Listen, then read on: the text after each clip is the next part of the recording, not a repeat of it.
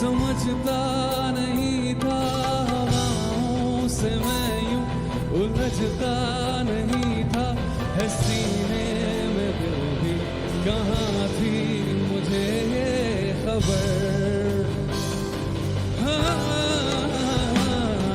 कहीं पे हो रातें कहीं पे सवेरे आवारगी रही साथ मेरे ठहर जा ये कहती है तेरी नजर क्या हाल हो गया है ये मेरा आंखें मेरी हर जगह ढूंढे तुझे बेवजह ये मैं हूँ या कोई और है मेरी तरह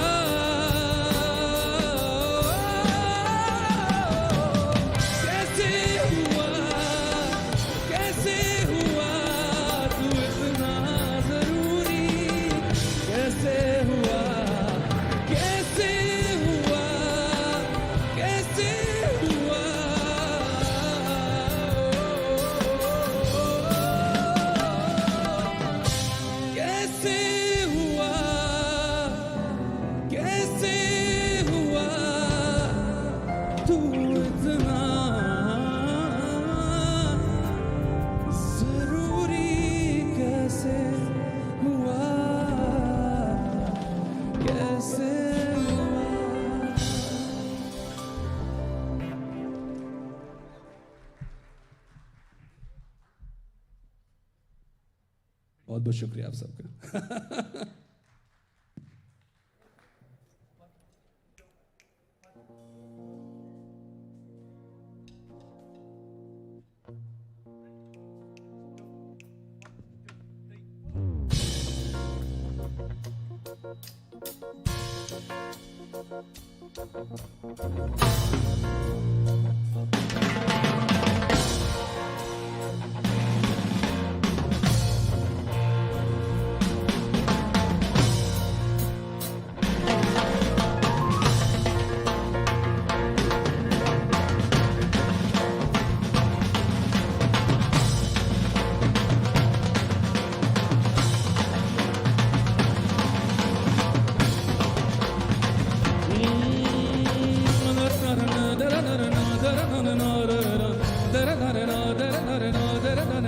अरे बैल जैसे धूल उड़ा के सींग उठा के तुम भी नाचो बाज जम के ताल ढोल बेटा राजू उड़ के नाचो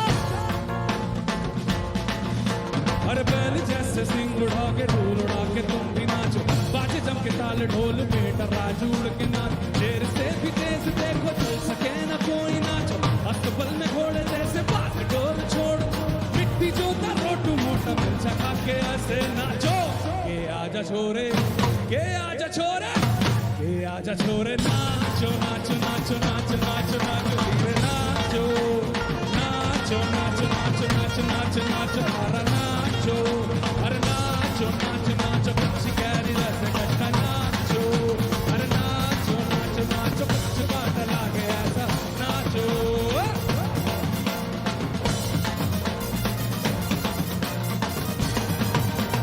घूमे बोलो ऐसे देखो दंदना के रोकी नाच, शोर सुन लो है धमाका जैसे शेर हाथी ना, देखो दिल का ये मेला यार अपने साथ नाचो, अस्तबल में घोड़ो जैसे दबा के दे, अरे वेट जो रोटू मोटा मिर्चा खा के ऐसे नाचो, के आजा छोरे, के आजा छोरे, के आजा छोरे, के आजा छोरे, के आजा छोरे, नाचो नाचो नाचो नाचो नाचो नाचो वीरे नाचो, ये नाचो नाचो नाचो नाचो नाचो नाचो यार नाचो, ये नाचो नाचो नाचो बिच्छू गाढ़ा लागे ऐसा नाचो, ये नाचो नाचो नाचो कच्ची कैरी जैसे कट्टा नाचो, ये नाचो नाचो नाचो नाचो नाचो नाचो वीरे नाचो, ये नाचो, ये नाचो, ये नाचो नाचो नाचो नाचो नाचो नाचो।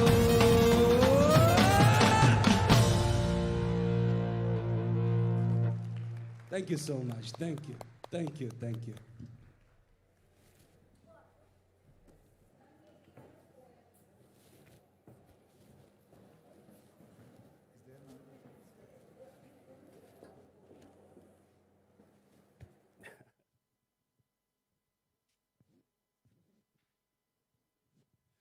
So, as I'm here and आदरणीय अमिताभ बच्चन सर भी यहाँ पर हैं और सारे साथी जिनको हम टेलीविज़न पर देखते हैं, तो मुझे लगा ये बहुत कमाल का क्षण है जिस क्षण में एक ऐसी कविता की दो पंक्तियाँ मैं सुनाऊँ जो मुझे लगता है हिंदुस्तान की रगों रगों में गूंजती है, और ये लिखी है आदरणीय हरवंश राय बच्चन जी ने, और कुछ पंक्तियाँ बहुत बड़ी कविता है पर क्योंकि हिंदी में है और बच्चन सर यहाँ पर है तो मैं चाहूँगा कि आप लोग प्लीज तवज्जो फरमाएं। इस कविता का शीर्षक है रात आधी खींचकर मेरी हथेली। रात आधी खींचकर मेरी हथेली, एक उंगली से लिखा था प्यार तुमने। रात आधी खींचकर मेरी हथेली, एक उंगली से लिखा था प्यार तुमने। फासला था कुछ हमारे बिस्तरों में और चारों ओर दुनिया सो रही थी। तारिकाएं ही गगन की जानती हैं जो दशा दिल की तुम्हारे हो रही थी। मैं तुम्हारे पास होकर दूर तुमसे, अध जगा सा और अध सोया हुआ सा। रात आधी खींचकर मेरी हथेली, एक उंगली से लिखा था प्यार तुमने। एक बिजली छू गई सहसा जगह में, कृष्ण पक्षी चांद निकला था गगन में। इस तरह करवट पड़ी थी तुम के आंसू, बह रहे थे इस नयन से उस नयन में।